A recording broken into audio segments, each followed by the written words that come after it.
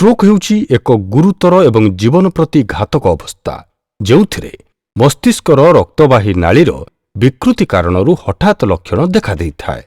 ଏହା ବୟସ୍କମାନଙ୍କ କ୍ଷେତ୍ରରେ ଅକ୍ଷମତା ଓ ମୃତ୍ୟୁର ମୁଖ୍ୟ କାରଣଗୁଡ଼ିକ ମଧ୍ୟରୁ ଗୋଟିଏ। ମସ୍ତିଷ୍କର ଏକ ଅଂଶ ପ୍ରତି ଯଥେଷ୍ଟ ରକ୍ତ ପ୍ରବାହିତ ନ ହେବା ଏବଂ ଅମ୍ଳଜାନ ଯୋଗାଣ ହାନି କାରଣରୁ ଏହି ଅଂଶ ସ୍ଥାୟୀ ଭାବରେ କ୍ଷତିଗ୍ରସ୍ତ ହୋଇ ଷ୍ଟ୍ରୋକ୍ ହୋଇଥାଏ। ଏହା ମସ୍ତିଷ୍କ ମଧ୍ୟରେ ଏକ ରକ୍ତବାହୀ ନାଳୀ ଅବରୁଦ୍ଧ ହେବା କିମ୍ବା ଫାଟିଯିବା କାରଣରୁ ହୋଇପାରେ। ମସ୍ତିଷ୍କର ଯେଉଁ ଅଂଶ କ୍ଷତିଗ୍ରସ୍ତ ହୁଏ ତାହା ମରିଯାଇଥାଏ ଏବଂ ଆଉ କାର୍ଯ୍ୟ କରିପାରେ ନାହିଁ। ଷ୍ଟ୍ରୋକ୍ର ବିପଦର ଆଶଙ୍କାଗୁଡ଼ିକ ଅନ୍ତର୍ଭୁକ୍ତ କରେ ଧୂମପାନ, ଉଚ୍ଚ ରକ୍ତଚାପ, ମଧୁମେହ, ହୃଦ୍ରୋଗ, ମେଦବହୁଳତା ଏବଂ ଅତ୍ୟଧିକ ଆଲକୋହଲ ବ୍ୟବହାର। ଷ୍ଟ୍ରୋକ୍ର ପାରିବାରିକ ଇତିହାସ ଏବଂ ବୟସ ମଧ୍ୟ ଜଣେ ବ୍ୟକ୍ତିଙ୍କ କ୍ଷେତ୍ରରେ ଷ୍ଟ୍ରୋକ୍ର ଆଶଙ୍କା ବଢ଼ାଇଦିଏ। ଦୁଇ ପ୍ରକାରର ଷ୍ଟ୍ରୋକ୍ ରହିଛି, ଇସ୍କେମିକ୍ ବା ଅମ୍ଳଜାନ ଅଭାବଜନିତ ଏବଂ ହେମୋରାଜିକ୍ ବା ରକ୍ତସ୍ରାବଜନିତ। ଇସ୍କେମିକ୍ ଷ୍ଟ୍ରୋକ୍ ଯେତେବେଳେ ମସ୍ତିଷ୍କକୁ ଯାଇଥିବା କିମ୍ବା ମସ୍ତିଷ୍କରେ ରହିଥିବା କୌଣସି ଶିରାରେ ରକ୍ତ ଜମାଟ ବାନ୍ଧି ଅବରୋଧ କରିଦିଏ ସେହି କାରଣରୁ ହୋଇପାରେ। ଏହା ହେଉଛି ଅତ୍ୟନ୍ତ ସାଧାରଣ ପ୍ରକାରର ଷ୍ଟ୍ରୋକ୍ ଏବଂ ସମୁଦାୟ ଷ୍ଟ୍ରୋକ୍ର ପ୍ରାୟ 80% ହୋଇଥାଏ। ଆର୍ଥେରୋକ୍ଲୋରୋସିସ୍ କାରଣରୁ ଏକ ଶିରାରେ ପ୍ଲାକ୍ ଗଠିତ ହୋଇ ବ୍ଲକେଜ୍ ବଢ଼ିଯାଇଥାଏ। ଅନ୍ୟାନ୍ୟ କାରଣଗୁଡ଼ିକ ଅନ୍ତର୍ଭୁକ୍ତ କରେ ଅସ୍ୱାଭାବିକ ହୃତ୍ପିଣ୍ଡ ଭଲ୍ଭ ଏବଂ ହୃଦ୍ଘାତର ଇତିହାସ କିମ୍ବା କ୍ୱଚିତ୍ ରକ୍ତ ଜମାଟ ବାନ୍ଧିବାରେ ବିକୃତି କିମ୍ବା ଆଘାତଜନିତ କ୍ଷତ କାରଣରୁ। ଆର୍ଥେରୋସ୍କ୍ଲେରୋସିସ୍ ହେଉଛି ଧମନୀଗୁଡ଼ିକ ଟାଣ ହୋଇଯିବା ଏବଂ ଧୀରେ ଧୀରେ ଧମନୀ ମଧ୍ୟରେ ପ୍ଲାକ୍ ତିଆରି ହେବା କାରଣରୁ ତାହା ଭିତରର ପ୍ରସ୍ଥଚ୍ଛେଦ ଅଣଓସାରିଆ ହୋଇଯିବା। ପ୍ଲାକ୍ ଜମା ହୋଇଥିବା ଚର୍ବି, କୋଲେଷ୍ଟ୍ରଲ୍, କ୍ୟାଲସିୟମ୍ ଏବଂ ରକ୍ତରେ ସଞ୍ଚାଳିତ ହେଉଥିବା ଅନ୍ୟ ପଦାର୍ଥରୁ ତିଆରି ହୋଇଥାଏ। ପ୍ଲାକ୍ ଦୁଇ ପ୍ରକାରର ହୋଇଥାଏ, କଠିନ ଏବଂ କୋମଳ। କଠିନ କିମ୍ବା ସ୍ଥିର ପ୍ଲାକ୍ର ଆସ୍ତରଣ ଅପେକ୍ଷାକୃତ ଭାବରେ ମୋଟା ହୋଇଥାଏ। ଏହା ଧମନୀର କାନ୍ଥକୁ ମୋଟା ଏବଂ ଟାଣ କରିଦିଏ। କୋମଳ ଏବଂ ସ୍ଥିର ହେଉନଥିବା ପ୍ଲାକ୍ଗୁଡ଼ିକ କୌଣସି ସତର୍କ ସୂଚନା ବ୍ୟତୀତ ଫାଟିଯିବାର ଅଧିକ ଆଶଙ୍କା ରହିଥାଏ। ଯେତେବେଳେ ଏକ କୋମଳ ପ୍ଲାକ୍ ଫାଟିଯାଏ, ଏହା ଧମନୀ ଭିତରେ କ୍ଲଟ୍ ବା ରକ୍ତ ଜମାଟ ବାନ୍ଧିବାକୁ ତ୍ୱରାନ୍ୱିତ କରିଥାଏ ଏବଂ ରକ୍ତ ପ୍ରବାହକୁ ଗମ୍ଭୀର ଭାବରେ ହ୍ରାସ କରିଥାଏ ଏବଂ ଧମନୀରେ ଅପେକ୍ଷାକୃତ ଭାବରେ ବଡ଼ ବ୍ଲକେଜ୍ ବା ଅବରୋଧର କାରଣ ହୋଇପାରେ। ଯେତେବେଳେ ମସ୍ତିଷ୍କରେ ସୃଷ୍ଟି ହୋଇଥିବା ଜମାଟ ବାନ୍ଧିଥିବା ରକ୍ତ ଧମନୀକୁ ଅବରୋଧ କରେ, ଏହି ପ୍ରକାରର ଷ୍ଟ୍ରୋକ୍କୁ କୁହାଯାଏ ଥ୍ରୋମ୍ବୋଟିକ୍। ଶରୀରର ଅନ୍ୟ କୌଣସି ସ୍ଥାନରେ କ୍ଲଟ୍ ବା ରକ୍ତ ଜମାଟ ବାନ୍ଧିଲେ ଏହା ମଧ୍ୟ ଖସିଯାଇ ରକ୍ତରେ ପ୍ରବାହିତ ହୋଇ ମସ୍ତିଷ୍କରେ ପହଞ୍ଚେ ଏବଂ ସେଠାରେ ଥିବା ରକ୍ତବାହୀ ନାଳୀକୁ ଅବରୋଧ କରେ। ଏହି ପ୍ରକାରର ଷ୍ଟ୍ରୋକ୍କୁ କୁହାଯାଏ ଏମ୍ବୋଲିକ୍। ହେମୋରେଜିକ୍ ଷ୍ଟ୍ରୋକ୍ ମସ୍ତିଷ୍କରେ କିମ୍ବା ମସ୍ତିଷ୍କ ନିକଟରେ ରକ୍ତବାହୀ ନାଳୀ ଫାଟିଜି ରକ୍ତସ୍ରାବ ହେବା କାରଣରୁ ହୋଇଥାଏ। ମସ୍ତିଷ୍କ ଭିତରେ ରକ୍ତସ୍ରାବକୁ କୁହାଯାଏ ଇଣ୍ଟ୍ରାସେରିବ୍ରାଲ୍ ହେମୋରେଜ୍। ରକ୍ତସ୍ରାବ ଫଳରେ ହଠାତ୍ ଚାପ ବଢ଼ିଯାଏ, ଟିସ୍ୟୁ ହାନି ହୁଏ। ମସ୍ତିଷ୍କର ଅନ୍ୟ ଅଂଶ ଯଥେଷ୍ଟ ଅମ୍ଳଜାନ ପାଇ ନପାରେ ଏବଂ ଏହା ମଧ୍ୟ କ୍ଷତିଗ୍ରସ୍ତ ହୋଇପାରେ। ଏହି ପ୍ରକାରର ଷ୍ଟ୍ରୋକ୍ ଅଧିକାଂଶ ସମୟରେ ଉଚ୍ଚ ରକ୍ତଚାପ କାରଣରୁ ହୋଇଥାଏ। ଏହା ମଧ୍ୟ ମୁଣ୍ଡରେ ଆଘାତ, ରକ୍ତବାହୀ ନାଳୀରେ ବିକୃତି କିମ୍ବା ଆନ୍ୟୁରିଜିମ୍ କାରଣରୁ ହୋଇପାରେ।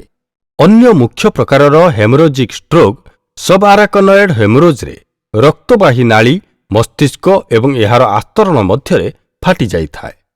ମସ୍ତିଷ୍କର ଚାରିପଟ ଆସ୍ତରଣ ଅଂଶ ରକ୍ତରେ ଭରିଯାଏ, ଫଳରେ ଟିସ୍ୟୁ ହାନି ହୋଇଥାଏ।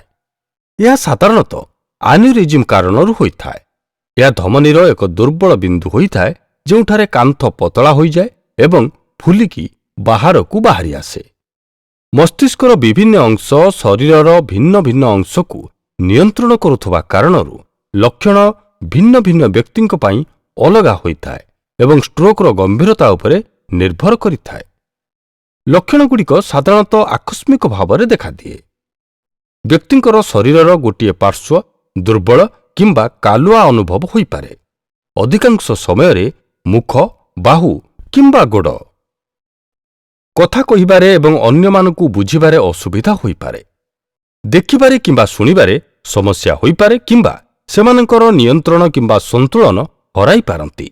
ସେମାନେ ନିଦୁଆ ଅନୁଭବ କରିପାରନ୍ତି କିମ୍ବା ଗମ୍ଭୀର ମୁଣ୍ଡ ବ୍ୟଥା ଅନୁଭବ କରିପାରନ୍ତି। ଷ୍ଟ୍ରୋକ୍ ହେଉଛି ଏକ ଆପାତକାଳୀନ ଅବସ୍ଥା ବା ମେଡିକାଲ ଏମର୍ଜେନ୍ସି ଏବଂ ଯଦି ଜଣେ ବ୍ୟକ୍ତିଙ୍କର ଷ୍ଟ୍ରୋକ୍ ହୋଇଥିବା ମନେହୁଏ ତେବେ ତାଙ୍କ ପାଇଁ ଯଥାଶୀଘ୍ର ସମ୍ଭବ ଡାକ୍ତରଖାନାକୁ ନେଇଯିବା ଉଚିତ ଏବଂ ଏମର୍ଜେନ୍ସି ସର୍ଭିସକୁ କଲ୍ କରିବା ଉଚିତ। ଦ୍ରୁତ ନିଦାନ ଫଳରେ ପରବର୍ତ୍ତୀ ଷ୍ଟ୍ରୋକ୍ ପ୍ରତିହତ କରାଯାଇପାରିବ। ରକ୍ତ ପରୀକ୍ଷା ଏବଂ ସ୍କାନ୍ ଡାକ୍ତରଙ୍କୁ କେଉଁ ପ୍ରକାରର ଷ୍ଟ୍ରୋକ୍ ଘଟିଛି ଜାଣିବାରେ ଏବଂ ଏହିପରି ଷ୍ଟ୍ରୋକ୍ ହେବାର ଅନ୍ୟାନ୍ୟ ସ୍ଥିତିଗୁଡ଼ିକୁ ଦୂର କରିବାରେ ସାହାଯ୍ୟ କରେ।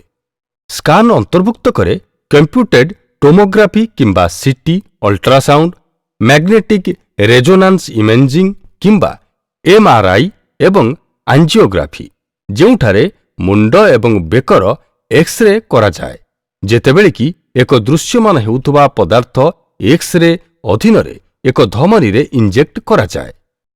ଚିକିତ୍ସା ଷ୍ଟ୍ରୋକ୍ର ପ୍ରକାର ଉପରେ ନିର୍ଭର କରେ। ଆଗୁଆ ଚିକିତ୍ସା ମସ୍ତିଷ୍କର ହାନି ସୀମିତ କରିବାରେ ସହାୟକ ହୋଇପାରେ। ପରବର୍ତ୍ତୀ ଷ୍ଟ୍ରୋକ୍ ପ୍ରତିହତ କରିବା ପାଇଁ ଦୀର୍ଘ ଦିନ ଧରି ଔଷଧ ଗ୍ରହଣ ଏବଂ ଜୀବନଶୈଳୀରେ ପରିବର୍ତ୍ତନ ଆବଶ୍ୟକ ହୋଇପାରେ। ଥଇଥାନ ଚିକିତ୍ସାର ଲକ୍ଷ୍ୟ ରୋଗୀକୁ ଯଥାସମ୍ଭବ ସ୍ୱାଧୀନତା ଲାଭ କରିବାରେ ସାହାଯ୍ୟ କରେ। ଇସ୍କେମିକ୍ ଷ୍ଟ୍ରୋକ୍ ପ୍ରାଥମିକ ଔଷଧ ସେବନର ଲକ୍ଷ୍ୟ ହେଉଛି ଜମାଟ ବାନ୍ଧିଥିବା ରକ୍ତ ବା କ୍ଲଟ୍କୁ ଭାଙ୍ଗିଦେବା ଏବଂ ଅବରୁଦ୍ଧ ଧମନୀରେ ରକ୍ତ ପ୍ରବାହ ପୁନଃସ୍ଥାପିତ କରିବା। କେତେକ କ୍ଷେତ୍ରରେ ପ୍ଲାଜମିନୋଜେନ୍ ଆକ୍ଟିଭେଟର କିମ୍ବା ଟିପିଏ ଷ୍ଟ୍ରୋକ୍ର 3 ଘଣ୍ଟା ମଧ୍ୟରେ ପ୍ରୟୋଗ କଲେ ପରବର୍ତ୍ତୀ ମସ୍ତିଷ୍କ ହାନି ସୀମିତ କରାଯାଇପାରେ। ପରବର୍ତ୍ତୀ ଷ୍ଟ୍ରୋକ୍ର ଆଶଙ୍କା ହ୍ରାସ କରିବା ପାଇଁ ଦୀର୍ଘମିଆଦୀ ଔଷଧ ବ୍ୟବହାର ଅନ୍ତର୍ଭୁକ୍ତ କରେ ରକ୍ତଚାପ ହ୍ରାସ କରୁଥିବା ଔଷଧ, କୋଲେଷ୍ଟ୍ରଲ୍ କମ୍ କରୁଥିବା ଔଷଧ ଏବଂ ରକ୍ତ ଜମାଟ ବାନ୍ଧିବା ପ୍ରତିହତ କରୁଥିବା ଔଷଧ ଯେପରିକି ଆସ୍ପିରିନ୍।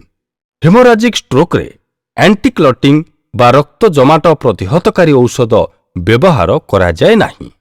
ଯଦି ଷ୍ଟ୍ରୋକ୍ ଆନ୍ୟୁରିଜିମ୍ କିମ୍ବା ଧମନୀ କାନ୍ଥରେ ଦୁର୍ବଳ କାନ୍ଥ କାରଣରୁ ହୋଇଥାଏ, ଏହା ଅସ୍ତ୍ରୋପଚାର ଦ୍ୱାରା କ୍ଲିପ୍ କରିଦିଆଯାଇପାରେ। ଆନ୍ୟୁରିଜିମ୍କୁ ଏକ ଛୋଟିଆ ଧାତବ କ୍ଲିପ୍ରେ କ୍ଲାମ୍ପ କରିଦିଆଯାଇ ଧମନୀକୁ ଅବରୁଦ୍ଧ କରିବା ବ୍ୟତୀତ ଭବିଷ୍ୟତରେ ରକ୍ତସ୍ରାବ ବନ୍ଦ କରିଦିଆଯାଏ। ଧମନୀ ଅବରୁଦ୍ଧ ହେବା କ୍ଷେତ୍ରରେ ଏବଂ ବାଇପାସ୍ କ୍ଷେତ୍ରରେ, ଯାହାକି ଆନ୍ୟୁରିଜିମ୍ କାରଣରୁ ବ୍ଲକ୍ ହୋଇଥିବା ଧମନୀରେ କ୍ୱଚିତ ଦେଖାଦେଇଥାଏ ଏବଂ ଶରୀରର ଅନ୍ୟ ଅଂଶରୁ ଧମନୀ ଗ୍ରାଫ୍ଟ କରି ବାଇପାସ୍ରେ ବ୍ୟବହାର କରାଯାଇଥାଏ। କେତେକ ସବଆରାକନଏଡ୍ ହେମୋରେଜ୍ରେ ଏବଂ ବେଳେବେଳେ ଅନ୍ୟ ପ୍ରକାରର ଷ୍ଟ୍ରୋକ୍ରେ ଇଣ୍ଡୋଭାସ୍କୁଲାର ଚିକିତ୍ସା ବ୍ୟବହାର କରାଯାଏ।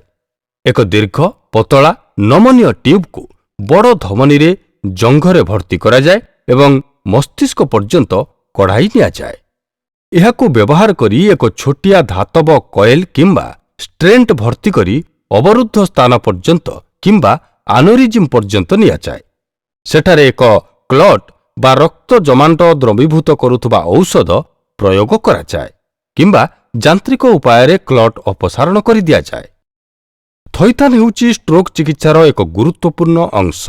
ସଠିକ୍ ଚିକିତ୍ସା ଷ୍ଟ୍ରୋକ୍ର ପ୍ରକାର ଉପରେ ନିର୍ଭର କରିବ। ଗୋଟିଏ ବାହୁ କିମ୍ବା ଗୋଡ଼ରେ ଦୁର୍ବଳତା ସାଧାରଣ ହୋଇଥାଏ ଏବଂ ବ୍ୟାୟାମ ଓ ଫିଜିଓଥେରାପି ମାଂସପେଶୀଗୁଡ଼ିକ କ୍ଷମତା ହରାଇବା ବନ୍ଦ କରିବା ପାଇଁ ଆବଶ୍ୟକ ହୋଇଥାଏ। ସ୍ପିଚ୍ ଥେରାପି, ଅକ୍ୟୁପେସନାଲ ଥେରାପି ଏବଂ ମାନସିକ ସହାୟତା ହେଉଛି ଅନ୍ୟାନ୍ୟ ଚିକିତ୍ସା ଯାହାକି ଷ୍ଟ୍ରୋକ୍ ରୋଗୀମାନଙ୍କୁ ସ୍ୱାଧୀନତା ଫେରିପାଇବାକୁ ସମର୍ଥ କରିଥାଏ। ଲୋକେ ଷ୍ଟ୍ରୋକ୍ର ଆଶଙ୍କା ହ୍ରାସ କରିପାରିବେ। ଧୂମପାନ ପରିତ୍ୟାଗ କରିବା ଏବଂ ଉଚ୍ଚ ରକ୍ତଚାପ ନିୟନ୍ତ୍ରଣ କରିବା ଗୁରୁତ୍ୱପୂର୍ଣ୍ଣ। ମଧୁମେହରେ ଆକ୍ରାନ୍ତ ବ୍ୟକ୍ତି ନିଶ୍ଚିତ କରିବେ ଯେ ସେମାନେ ସଠିକ୍ ଚିକିତ୍ସା ପ୍ରାପ୍ତ କରୁଛନ୍ତି।